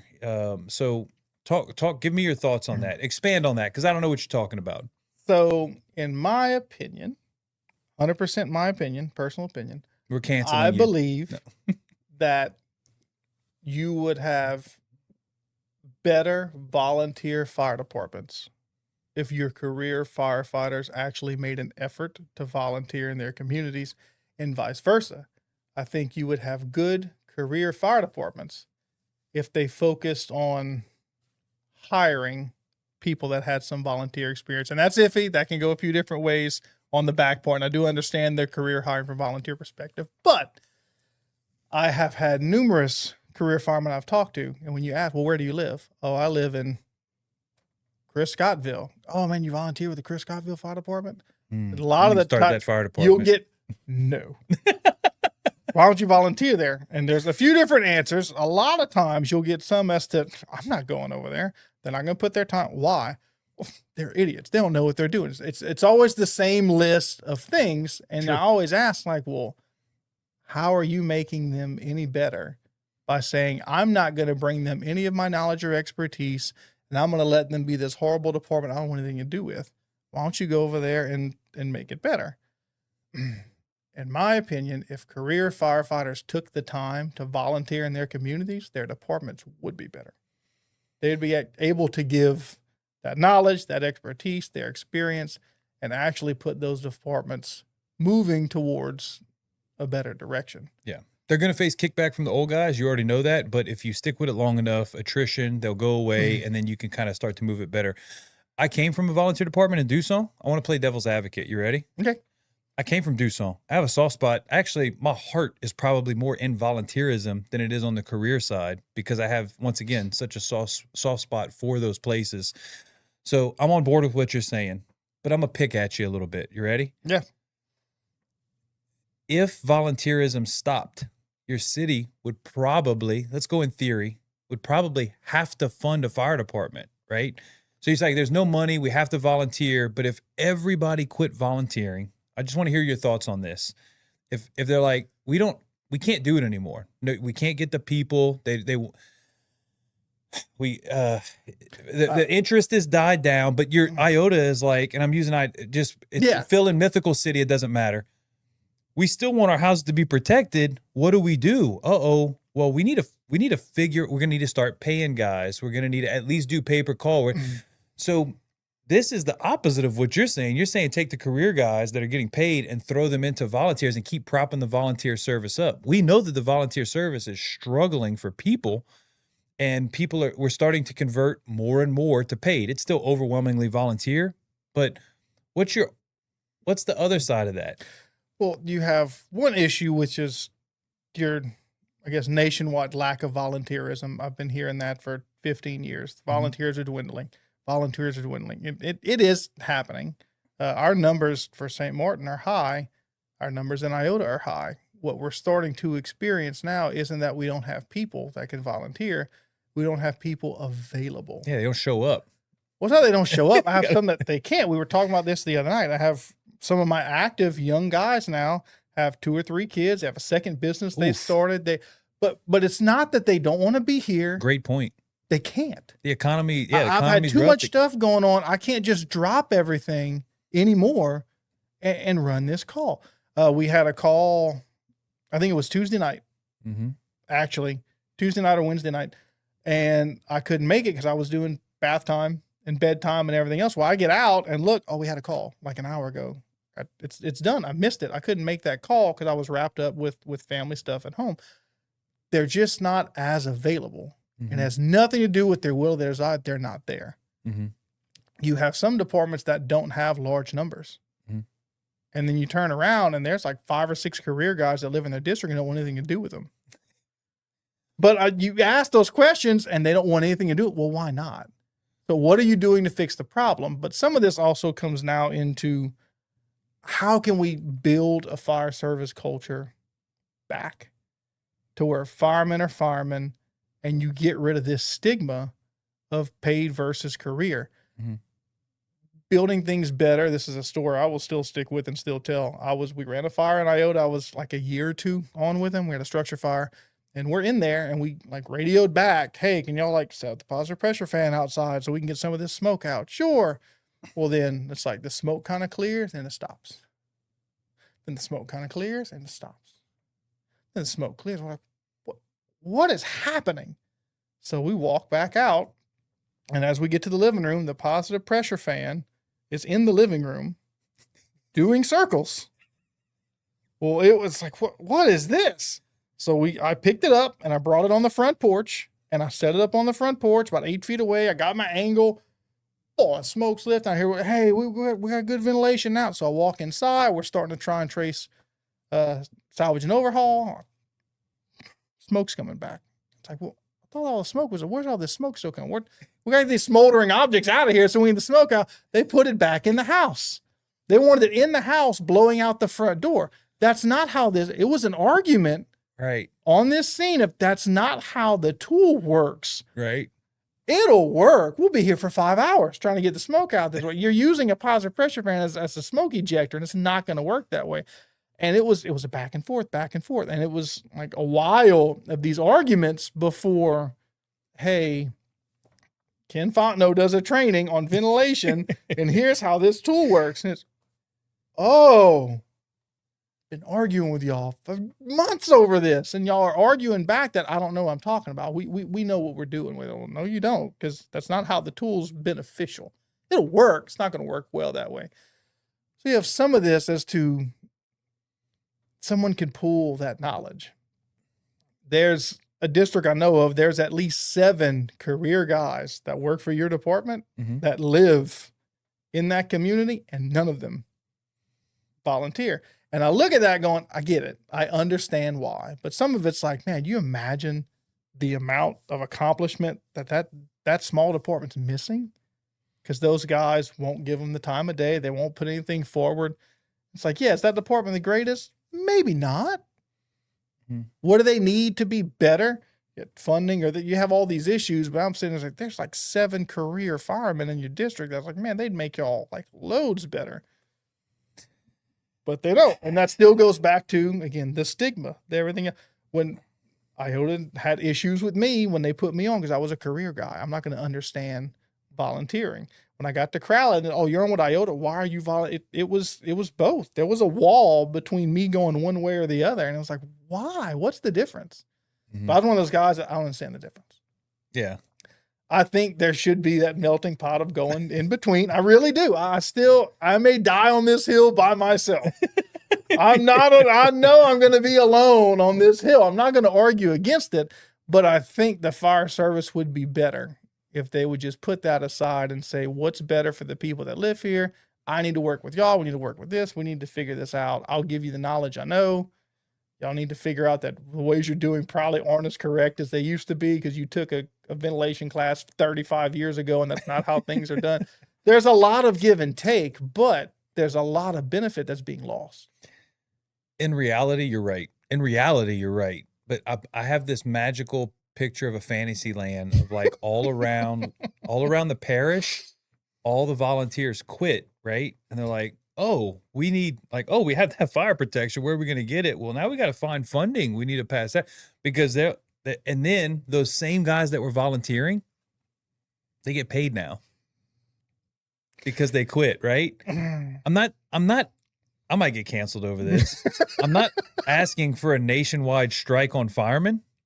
I'm not saying that, but I'm saying if they did, if all volunteers quit, you guys and gals would get paid really, really quick because they'd go, oh no, we need fire protection. How about we give them something, and then magically you would get paid for the work that you do. It's such a tricky world. Dennis and I were talking about this morning when he was taking one of his breaks, and he was like, around here, we're talking about the fire culture in this area and whatever. And someone said, no, a lot of this started which again, CAFS has been free. We tried to push free because most of the departments around here don't have a lot of money. So not they're broke, Sure. but they're broke.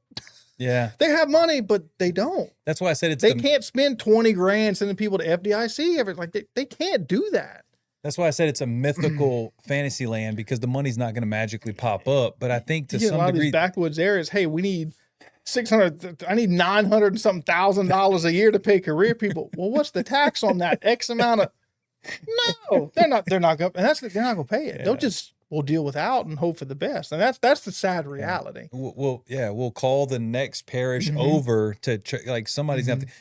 Look, it gets messy. I'm not saying it's a clean thing. I'm just, Oh no, the argument it's that a always, very taboo subject we just dived on, but Yeah. it's true. But here's what I got told coming in. I'm not going to say by who or anything like that, but what the argument that got made to me by guys that were very anti-volunteer. Once again, I'm pro-volunteer. Don't make any mistake. I loved going my time with the Deuce Fire Department.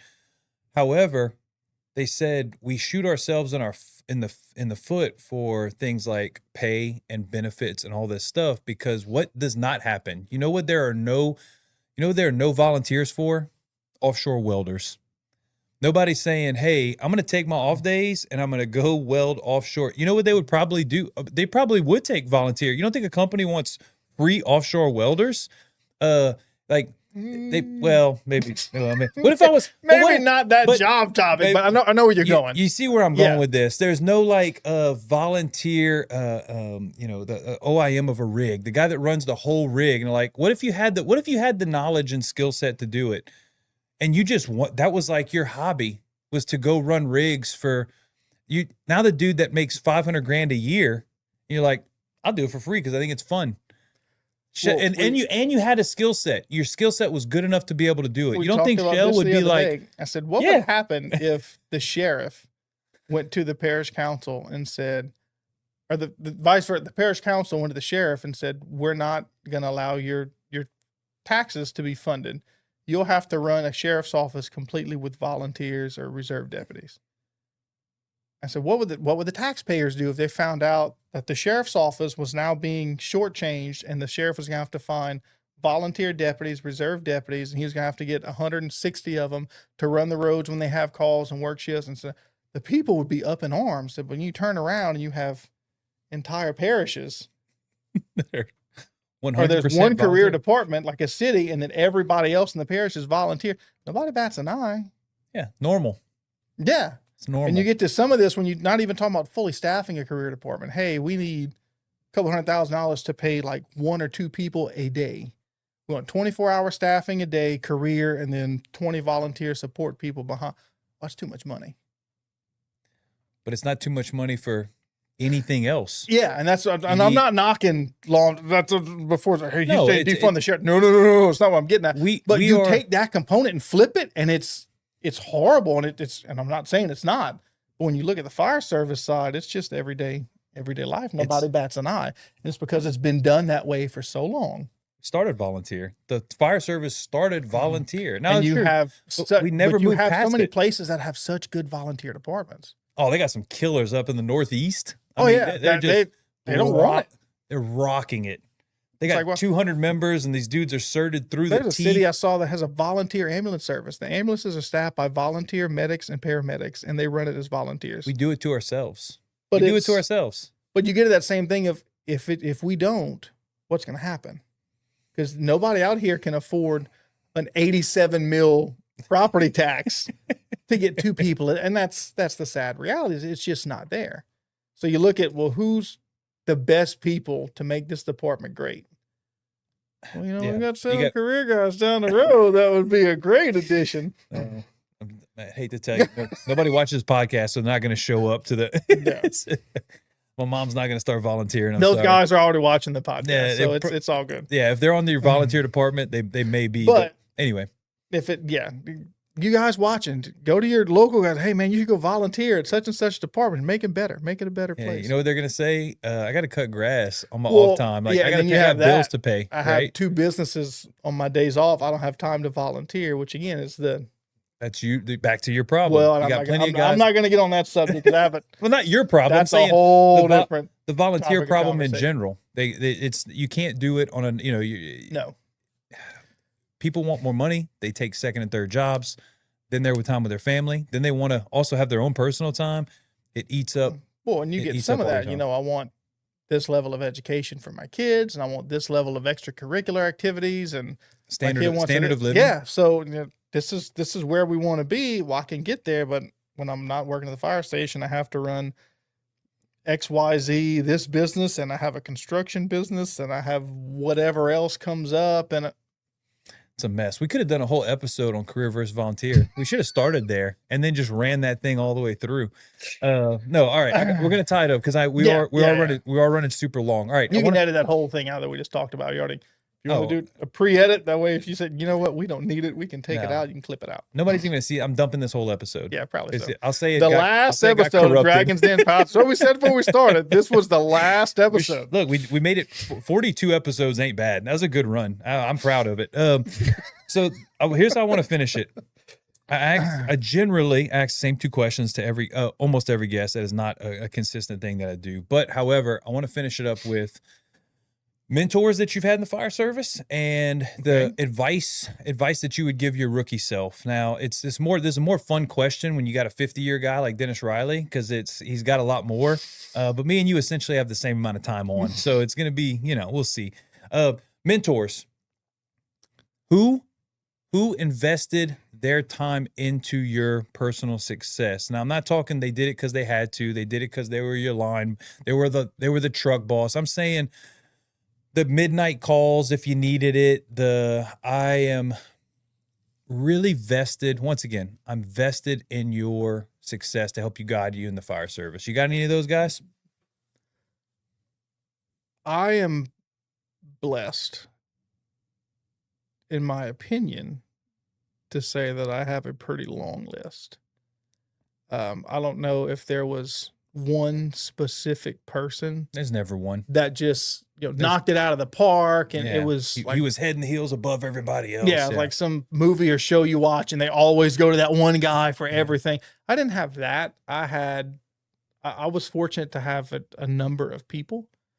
Well, they might be watching this episode, David, so maybe they want to hear. Yeah, I'm getting there, but Okay. between instructors and then guys I worked with, and then a few different avenues of where you can go with your career and everything else. Ken Fontenot, I always say Ken Fontenot was one. Since I was a rookie, still not off probation, and Ken just actually giving you the time of day and actually asking your opinion, pushing your knowledge. I call him hey, I need your opinion on this, Ken. Yeah, sure. What you got? I still call him. Mhm. Called him the other day. So Ken was one. I'll still value Ken forever. Ken was a big one. As far as working in Crowley, I had two captains, John Benoit, Louis Rameau's the chief now. Very instrumental in guiding me as a recruit firefighter. There was 2 engines at Central, and you would hop between trucks. So I had 2 truck captains. I mostly worked with Buddha. Most of that's normally who I stuck with. But I was one that I liked running medical calls, which again is another taboo subject on the fire service, is running medical calls. I didn't mind running medicals between 7 in the morning and 10 o'clock at night. Yeah. I didn't mind running in between if it was a legit medical. Don't call me at 3 in the morning. My wrist has been hurting for 8 days and I want to go to the hospital. Those things would irk my nerves. But besides that, a call was a call. I didn't mind running. Sure. It didn't bother me at all. But Ryan Landry was one who was on rescue when I was there. Ryan knew a lot. Ryan was very, very knowledgeable. He taught me more about extrication than probably anybody, because we ran 5 volunteer districts in the interstate, pretty much from Rain all the way to Jennings. So I think my first year there on our shift, we had like 40-something extrications. And I ran pretty much almost all of them because I liked being on rescue. Mm-hmm. So, I mean, you got your runs in. I mean, my first year there, Crowley had 50 working fires for that year. I mean, you're running almost a fire a week. So you had your runs. You had your on-the-job training that you didn't have to, you always had it there. And I mean, there's a longer list. I can keep going and rambling off people. I said this starting from there to what kind of, I think, pushed my career in the direction it went. Those are your guys. They were instrumental. I said this on Ryan's podcast. I've said it. I said this. Dennis Riley had on. You're not the first person running through this problem of I have too many to list. So if your name got left out, don't feel bad. This is a recurring problem. Guys have long lists of guys that have helped them out through the fire service, mentors, and you just can't. We don't have time to name them all. We could be. That's exactly what Ryan said. He said we'll be here for the rest of the podcast, just naming people. But I do want to spotlight it, and I say this almost every episode, which is I think it's important because guys are going to click for you. That they're not clicking for me, they're clicking for you. And if those individuals, that you name, like, well, I want to hear what David's got to say. I can't, he's on this podcast or whatever. I want them to know that they were an important part of your journey. So I like to say it. All right. Next one is rookie advice that you would give yourself. Once again, me and you don't have eternities in this game. However, you go back, you're fixing to walk into the station, you grab a young David, you're fixing it, first assignment, you grab him by the shoulders, you look him in the eyes. What do you tell him? I have no idea. You're the first person to never answer this. I have no idea what I tell him. I was going to say something stupid like, that girl you meet at this club, don't talk to. No, I don't know. There was no advice that you would give him to make his the only thing I could think, better. which is probably cheesy to say, would be start training early, but to start my continuing education and that earlier than I did. So like right first shift on, hey, find another program, start now, start training early, get your CEUs early. I don't know. Yeah, that's fine because you know what Ryan said? Ryan said, be a sponge. And that's kind of sort of along the same line. Just start learning earlier. Cause that's essentially the thing. I know. I remember I asked a lot of questions and so I had two captains at that station that would answer. Mm-hmm. We're the district chief at that station, Robert Burke. He would answer a lot. If you had a question, he would tell you. Mm-hmm. Whether the answers were right or wrong, they would tell you whatever they thought, or they'd explain why the hose is loaded this way. So you come up with, why don't we flip it this way and invert this and stuff this in the top on the. We tried that. Okay. And you get a lot of that. I had the same things when I came in. We could make this, 10% more efficient. They get hung up on this, but they would tell you. I didn't have to just go mop floors and leave me. They would sit down and they would answer your question. So I want to say be a sponge. I mean, I asked a lot, but I had people that would answer. Mm-hmm. So I was fortunate not to just get shut down for everything. I had that. Yeah. So you had your answer already. You said get into continuing education earlier. Yeah. Getting your continuing education and another taboo. Finish your EMT. Boo. Yeah. But, and someone asked when we talked about, EMT in the fire service and moving forward. And I had said that I am pro EMT for fire academies are moving forward. And they kind of just looked at me and said, why? Without it, in my opinion, you're landlocked to Louisiana. You're handcuffed to this state. And if you wanted to better yourself, and now this happened, not that I was trying to leave. I wanted to go through the interview process. I wanted to go to this department to go through the interview process and see what their entire process was and how they interviewed officers. That was the whole reason I wanted to go. And I can't because I don't have EMT, so I can't go to that state. And you were handcuffed to Louisiana because we're not a pro EMT state. Right. And I told one of our part-time guys, I said, if we required that and you're like 5 years, like, hey man, there's this position that opened up in whatever state, you can go. Yeah. Florida. The answer is Florida. No, Florida, Tennessee, I was looking at a spot in Texas. Yeah. Texas requires it a lot. There wasn't a fire chief. It was a deputy or district chief position that had opened up in Texas. And I was like, hey, I want to go sit the interview process. I wasn't going to get it. I had no inkling, and I was not moving for the cost of living to move this. I was not the plant. I want to go sit down and experience what their thing is. And I called the guy. I'm like, look, man, he said, you can't transfer anything because you don't have EMT, so nothing could be Texas credible. I was like, man, if I had EMT, no, I could transfer. But I really think the knowledge you gain between EMR and EMT is drastically better for the patient. If you're a pro EMS person, you understand why that's there. But for the future of the firefighter, I do think you're better. So get your continuing education in early. Make sure your make sure your EMT's complete and keep it. And got- keep you it. gotta Some keep people it. drop it. Yeah, They're like, I yeah, can't you believe gotta I keep dropped it. No, But- I want to support you in that, to say explicitly, like I had a potential to move to Florida very recently with a position, and one of the hangups, it's a longer story, was no EMT. It was going to be a necessary thing, and I keep saying I'm going to get on, one of these online programs and knock this thing out, because it's not a difficulty thing. But the point is, had I had it